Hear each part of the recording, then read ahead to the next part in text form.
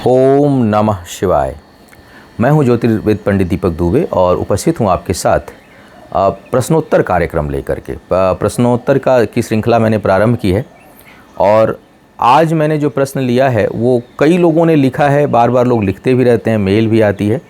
और जो नाम लूँगा, जो यूट्यूब पे कमेंट अभी डाला है, वो धर्मेंद्र झा जी ने लिखा है, कर्ज से मुक्ति का उपाय बताइए। उफ, कर्ज की समस्या बड़ी विकट समस्या। ना आदमी इसमें बीमार रहता है, ना इसमें आदमी जो है वो ऐसे कुछ दिखता नहीं, लेकिन न नींद आएगी, न खाना खा पाएगा, न सो पाएगा, न काम कर पाएगा। कई बार कर्ज के कारण आपकी जो है वो सामाजिक, पारिवारिक जो है वो जीवन बहुत अधिक प्रभावित होता है, प्रतिष्ठा भी चली जाती है कई बार। तो एक विकट समस्या कर्ज की है, इसमें कोई संदेह नहीं है। मुझे लगा कि यह विषय बहुत अधिक लोगों का है और इसकी कंसल्टेंसी भी बहुत ज़्यादा रहती है, मेरे पास भी परामर्श लोग इसके लिए लेते हैं। अब देखिए, समझना होगा पहले कि कर्ज, देखिए दो तरह से कर्जदार आदमी बनता है। एक परिस्थिति जन्य, कोई ऐसी जो है वो स्थिति उत्पन्न हो गई कि जो है वो कर्ज एकदम मजबूरी हो गई, मतलब कोई घर में बहुत अधिक बीमार पड़ गया और पैसा नहीं और मुझे कहीं से कर्ज लेना पड़ा। कोई चीज़ बहुत नुकसान हो गया, अचानक घर गिर गया, कहीं घटना दुर्घटना हो गई, कोई मतलब बड़ी विषम परिस्थिति और दैवीय कोई आपदा आ गई और हमको उस परिस्थिति में कर्ज लेना पड़ेगा। एक तो ये स्थिति होती है। दूसरी स्थिति होती है कर्मजन्य, कि हम जो है वो व्यापार प्रारंभ करना है, बिल्कुल मेरे पास पैसा नहीं, लेकिन किसी ने समझा दिया कि भाई इस व्यापार में तो बड़ा पैसा है। तो हम क्या किए, मेरे पास पैसा नहीं है, तो हम किसी मित्र को कन्विंस किए, खूब समझाए, और इतना हम भी कन्विंस हैं कि हम किसी भी इंटरेस्ट पर, रेट पर जो है वो ब्याज हम ले करके बिज़नेस प्रारंभ कर लिए। फिर हम क्या कर रहे हैं, उस कर्ज को देने के लिए फिर दूसरे से ब्याज ले रहे हैं। सर्किल कई लोगों की अच्छी रहती है, तो फिर उनसे कर्ज लेके उसको चुकाते हैं, उसको कर्ज लेकर उसको चुकाते हैं, और एक ब्याज और कर्ज के दायरे में उलझ के रह जाते हैं। तीसरी मैं देखता हूं कि एक शौक, वो भी हालांकि कर्मजन्य में ही आएगा, दो ही है, परिस्थिति जन्य और कर्मजन्य। शौक में बहुत बड़े कर्ज लेना, क्षमता है 10 लाख की, लेकिन हम तो BMW से ही चलेंगे। क्षमता है हमारी 50 लाख की या 1 करोड़ की, लेकिन हमको तो पेंट हाउस में रहना है 5 करोड़ के। तो ये जो महत्वाकांक्षा है, वो भी कर्ज के बल पर, कर्म के बल पर नहीं। अगर आप सेविंग किए हुए हैं 5 करोड़, रखे हुए हैं BMW से चलने की, रॉल्स रॉयस से चलने की क्षमता है, तो उसमें कोई बुराई नहीं, चलना चाहिए। चीज़ें उपभोग के लिए तो हैं। कहते हैं वीर भोग्या वसुंधरा, तो वसुंधरा पर उपभोग की जितनी चीज़ें आप उपभोग करिए, लेकिन उसके लिए आपके पास अपना अर्जित कर्म होना चाहिए, अपनी अर्जित ताकत होनी चाहिए। बैंक के बल पर, दूसरे से उधार लेकर, दोस्तों से लेकर, रिश्तेदारों से लेकर, ससुराल से दहेज लेकर, इस तरह के बल पर अगर आप सोच रहे हैं तो परेशानी आप मोल रहे हैं, आप खरीद रहे हैं। कर्ज कोई अच्छी चीज़ तो है नहीं, कर्ज तो सबसे बड़ा शत्रु है। तो आप एक तरह से शत्रुता खरीद रहे हैं, आप आर्थिक शत्रुता खरीद रहे हैं, तो उसका परिणाम। अब दोनों स्थितियों में देखिए अंतर है। दोनों स्थितियों में अगर परिस्थिति जन्य समस्या है तो यकीन मानिए वो बड़ी जल्दी ख़त्म होती है। जिसने भी मेरे अनुभव में किसी बहुत विषम परिस्थिति में दैवीय आपदा के कारण आके कर्ज लिया, उसको हम बहुत जल्दी निकलते देखें अपने कर्ज से। उसके लिए उपाय भी काम करते हैं। लेकिन आप कर्मजन्य समस्या कर रहे हैं। कुछ लोगों को तो मैं देखता हूँ हैबिट हो जाती है, जरा सी कहीं परेशानी है, कर्ज ले लेते हैं, बैंक से ले लेते हैं, गिरवी रख के ले लेते हैं, गाड़ी रख के ले लेते हैं, उनसे उधार मांग लेते हैं। तो उनकी हैबिट हो जाती है, मतलब नेचुरल है। मेरे टच में भी 1-2 लोग ऐसे क्लाइंट हैं मेरे, जो मैंने उनको समझाया कि भाई सबसे पहले इसको रोकिए। बोले कैसे जीऊँगा? मैंने नमक रोटी खा लीजिए कुछ दिन, मत खाइए, जो है उसको बेच दीजिए, आपके पास जीरो पर आ जाइए पहले। क्योंकि जब कोई चीज़ रुक जाएगी, जैसे ही कोई चीज़ रुकती है, बढ़नी रुकेगी तो घटने लगेगी, ये जान लीजिए। चाहे वो रोग हो, वो शत्रुता हो, वो धन हो, वो विद्या हो, वो ज्ञान हो, वो आपका ज़मीन जायदाद या असेट हो, अगर वो बढ़ना रुक गया तो घटने लगेगा एक दिन। तो कर्ज भी उसी श्रेणी में आता है। कर्ज को बढ़ने से सबसे पहले रोकिए। कर्ज किसी कीमत पर अगर बढ़ रहा हो तो उसको रोकने का प्रयास करिए, चाहे किसी स्तर पे जाके। कई लोगों को मैं देखता हूँ कि वो जिद में आकर कि नौकरी मिलेगी, यही मिलेगी तो करेंगे, नहीं तो नहीं करेंगे, और उस जिद में आके 2-2, 4-4 साल बैठे रहते हैं। भले सब चीज़ गिरवी रखा गया, कर्ज में चले गए, दोस्तों से मांग के खा रहे हैं। इस तरह का शौक और इस तरह की प्रतिष्ठा जो है वो ठीक नहीं, तो खोखली प्रतिष्ठा है, कभी भी चली जाएगी। तो सबसे पहले आप ये एनालिसिस करिए कि जो आपका कर्ज है वो किस श्रेणी का है।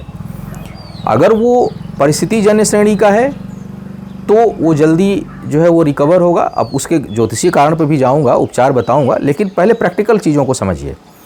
और अगर आप शौक से कर्ज ले रहे हैं, कर्मजन्य स्थिति में कर्ज ले रहे हैं, तो सबसे पहले तो कि कोई और पूजा पाठ करने से पहले उस आदत को छोड़िए, नहीं तो गणेश जी और हनुमान जी और ऋणमोचक मंगल स्तोत्र से आपको पैसा नहीं आने वाला है। अब मान लीजिए कि और इस तरह की चीज़ों में सबसे पहले तो जो लोग कर्ज नहीं लिए हैं और लेने को सोच रहे हैं वो कर्मजन्य कर्ज ना लें। कभी लें भी तो अपनी सीमाओं का आकलन कर लें कि भाई हम इतना कर्ज ले रहे हैं तो हम गिरी हालत में इसको कैसे चुका पाएंगे, या हम चुका लें या नहीं लें, पहली चीज़। दूसरी, परिस्थिति जनित में तो कोई उपाय ही नहीं हो तो ऐसी सिचुएशन क्रिएट हो जाती है कि आपको अकस्मात स्थिति उत्पन्न होती है, तो वो दैवी समस्या है।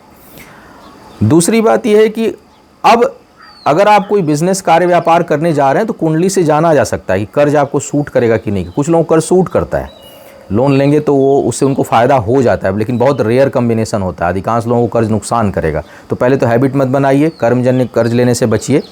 और अगर कर्ज ले भी रहे हैं तो ये देखिए कि उसको चुकाने का आपके पास सारे मार्ग खुले हों और वो इतना ना हो कि आपकी नींद हराम हो जाए।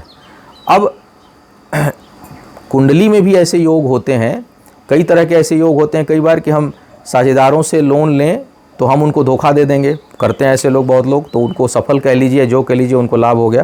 लेकिन कई बार ऐसा होता है कि आप धोखा खा जाते हैं, आप पैसा लगाएंगे किसी के साथ और वो आपका चला जाएगा। कुंडली में इस तरह का योग होता है, तो आप उसको देख लीजिए। कहीं से छठे और सप्तम का संबंध बन रहा है, छठे और सुख भाव का संबंध बन रहा है, छठे और आय भाव का संबंध बन रहा है, लाभ और छठे का संबंध बन रहा है, तो जो है वो कर्ज आपको हानि लाभ के गर्त में डाल सकता है।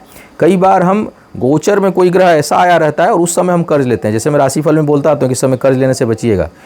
उस समय अगर हम कर्ज ले लेंगे तो वो जल्दी चुकेगा नहीं, बहुत लंबा रहेगा। तो कम से कम अगर कोई छोटी मोटी चीज़ नहीं, लेकिन अगर आप कोई बड़ा कर्ज लेने जा रहे हैं तो आप एक बार ज़रा ग्रह गोचर और एक परामर्श ले लें। अक्सर लोग परामर्श बाद में लेते हैं, मैं कहता हूँ पहले ले लीजिए, क्योंकि precaution is better than cure. बाद में लेकर परेशान है, फिर उसको कहें कि ये अनुष्ठान करिए, ये पूजा करिए, वो करिए, उससे पहले तो सफलता 100% मिलेगी कि नहीं उसकी गारंटी नहीं होती।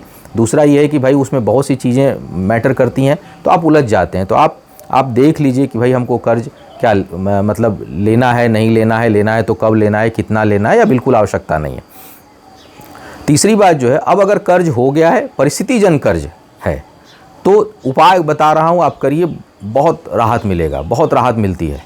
2 उपाय आप करिए, परिस्थितिजन में भी काम करेगा, या आप ले चुके हैं और फंस गए हैं तो भाई कर्म तो करना पड़ेगा। आप कर्ज 5 करोड़ ले लिए तो गणेश जी तो आके देने से रहे। हाँ, उनकी आराधना, उनकी पूजा से ये होगा कि आपको आत्मबल मिलेगा, विचारों में शुभता आएगी और आगे के निर्णय अच्छे होंगे, धन अच्छा कमाएंगे और उसको चुका लेंगे। ये लाभ होता है। जब दैवीय प्रसन्नता होगी तो आपका औरा बढ़ेगा, आपको राह मिलेगी, आपको अच्छे लोग टकराएंगे, सोच आपकी अच्छी होगी। ये फ़ायदा होता है पूजा पाठ और अनुष्ठान का। तो क्या करना चाहिए? नंबर 1, पहली बात तो एक तो आदत छोड़िए, कर्मजन्य आदत को छोड़ दीजिए। और परिस्थितिजन्य कर्ज है तो भी, और कर्मजन्य कर्ज है तो भी आप नोट करिए, गंभीरता से सुनिए कि एक तो हैबिट लीजिए, नया कर्ज ना बढ़े, इसके लिए सारे जतन आप करिए। भले आपको ज़मीन पर सोना पड़े, गाड़ी बेचनी पड़े, बढ़े ना कर्ज। माने अब आज के तारीख के बाद से मुझे कर्ज नहीं लेना है, ये प्रतिज्ञा आप कर लीजिए। दूसरी बात, देखिए कार्य व्यापार में शुभता बनी रहे, ऑरा पॉजिटिव हो, इसके लिए गणेश जी की पूजा बड़ी लाभकारी है। तो क्या करना है, इसीलिए देखिए आप दिवाली होली में हम लोगों के धर्म में गणेश और लक्ष्मी दोनों की पूजा की जाती है। यानी धन तो आए लेकिन उसके साथ साथ शुभता रहे। कई बार धन आता है अशुभता उत्पन्न कर देता है। धन आएगा हम व्यसन में पड़ जाएंगे, धन आएगा हम जो है अहंकार में पड़ जाएंगे। तो उन चीज़ों का प्रभाव ना आए, इसके लिए गणेश जी की पूजा है। लेकिन आप कर्ज में डूब चुके हैं, इसका मतलब आपका नेगेटिव ऑरा है, आपका ऑरा जो है नकारात्मक हो चुका है। कौन निकालेगा? गणेश जी निकालेंगे। गणेश जी की नियमित पूजा प्रारंभ करिए विधि विधान से। मतलब उसमें कर्मकांड का हिस्सा है। आप कहीं देश दुनिया के ऐसे कोने में रहते हैं जहाँ पर आपको पूजा सामग्री उपलब्ध नहीं है, तो कुछ भी नहीं है, आप स्नान करके अपने बिस्तर पर बैठ जाइए, सोफे पर बैठ जाइए।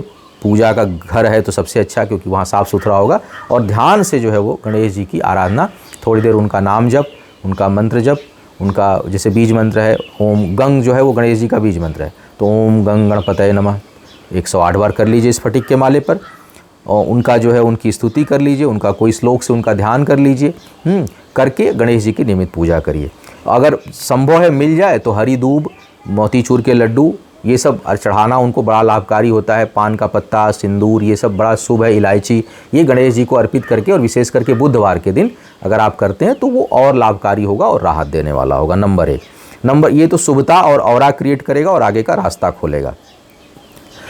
धन प्राप्ति के लिए, कार्य में बरकत हो, पैसा आए, उसके लिए शाम के समय लक्ष्मी जी की आराधना करनी है, देसी घी का दीपक जलाइए और जो सफ़ेद सुगंधित पुष्प होते हैं, रजनीगंधा है, चमेली है, रात रानी है, बेला है, इस तरह का कोई भी सफ़ेद कलर का जिसमें खूब खुशबू हो, उस फूल को अगर मिल जाए तो चढ़ा करके लक्ष्मी जी को अर्पित करके धूप दीप दिखा करके थोड़ी देर लक्ष्मी जी के मंत्र का जप या लक्ष्मी जी की आराधना, लक्ष्मी जी की स्तुति, लक्ष्मी जी का स्तोत्र, और कुछ नहीं तो थोड़ी देर बस करके हाथ जोड़ करके खाली ध्यान कर लीजिए कि हे माँ लक्ष्मी, कर्म जनित या परिस्थिति जन्य जो भी मेरी बाधा हो कर्ज की, वो दूर हो, इसके लिए मेरे धनागम का रास्ता खोलिए, धन का आगमन हो, जो मैं कार्य व्यापार कर रहा हूँ, नौकरी कर रहा हूँ, उसमें बरकत मिले। इस प्रार्थना के साथ माँ लक्ष्मी की आराधना करिए।